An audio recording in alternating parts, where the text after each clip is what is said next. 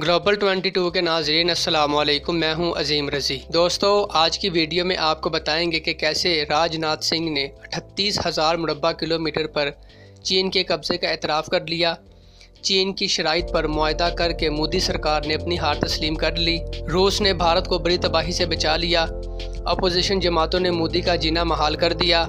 इसके अलावा आपको बताएंगे कि कैसे चीन ने भारत से मज़ीद 90,000 मुरब्बा किलोमीटर ज़मीन का मुतालबा करके मोदी के दिल पर छुरियाँ चला दी। नए आने वाले दोस्त हमारे चैनल को सब्सक्राइब करके बेल आइकॉन के बटन को दबाएं।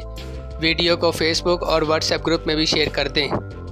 दोस्तों, भारतीय पार्लियामेंट में LAC के साथ फ़ौजी कशीदगी के बारे में मोदी सरकार का पहला बयान सामने आ गया, जिसमें वज़ीर दिफा राजनाथ सिंह ने करीब 25 मिनट के तवील खिताब में कहा कि चीन ने सरहद पर रवायती हदूद को तस्लीम करने से मुस्तकिल तौर पर इनकार कर दिया है।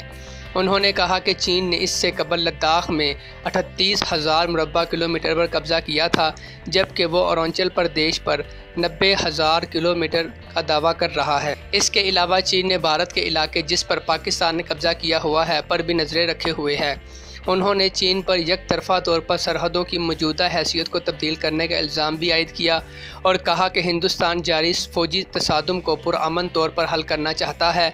वज़ीर दिफा ने कहा कि भारतीय फ़ौज किसी भी सूरत हाल से निमटने के लिए पूरी तरह तैयार है। राजनाथ सिंह ने कहा कि दुनिया के बुलंद तरीन मैदान जंग में तैनात हिंदुस्तानी फ़ौजियों के लिए तमाम तर इंतजामात किए गए हैं, जिसकी वजह से बहादुर नौजवानों ने बार बार चीनी मुदाखलतों को नाकाम बनाया।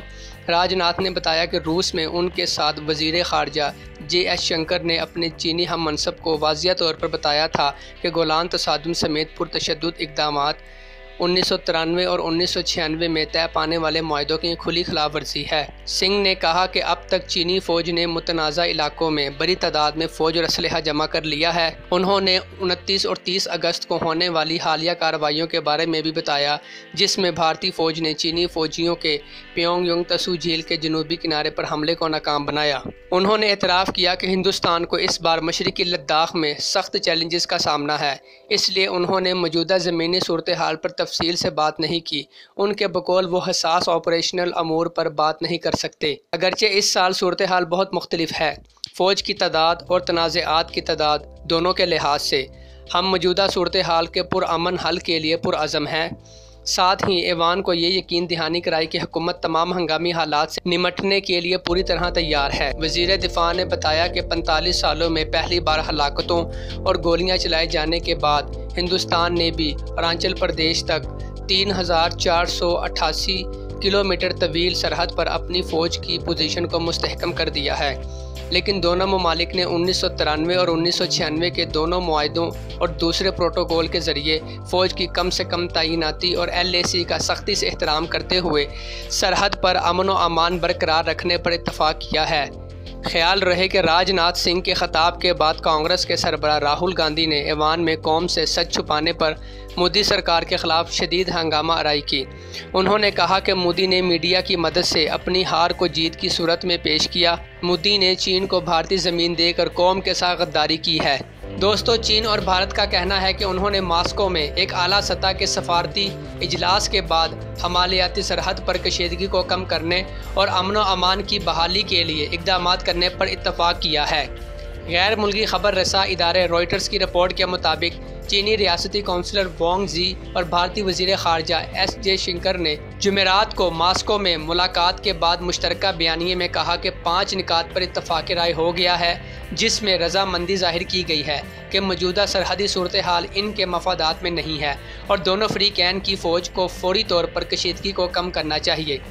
ये इत्तफ़ाक़ राय शंघाई ताउन तंजीम के इजलास के मौके पर हुआ और ये ऐसे वक्त में सामने आया है जब रवां हफ्ते ही मगरबी हमालिया के सरहदी इलाके में भारत और चीनी फ़ौज के दरमियान झड़प हुई थी। वाज़िया रहे कि चीन और भारत ने महाजा आराई के दौरान एक दूसरे पर हवाई फायरिंग का इल्ज़ाम आयद किया था, जो सरहदी इलाके में असले का इस्तेमाल ना करने के दरीना प्रोटोकॉल की खिलाफ वर्जी है। चीन की वजारत ख़ारजा ने जुमे को एक बयान में कहा था कि वांग जी ने मुलाकात के दौरान SJ शंकर को बताया कि ज़रूरी है कि इश्तियाल अंगेज़ी को फौरी तौर पर रोका जाए, जिसमें दोनों जानिब से किए गए वादों की खिलाफ वर्जी में फायरिंग और दीगर ख़तरनाक कार्रवाइयाँ शामिल है। वांग ज़ी ने यह भी कहा कि सरहद पर लाए गए तमाम अहलकारों और साजो सामान को मुंतकिल किया जाना चाहिए और कशीदगी को कम करने के लिए दोनों तरफ के सरहदी फौजियों को फौरी तौर पर दस्तबरदारी करनी चाहिए। उनकी राय चीनी फ़ौज के हालिया पावर शो के बरअक्स है।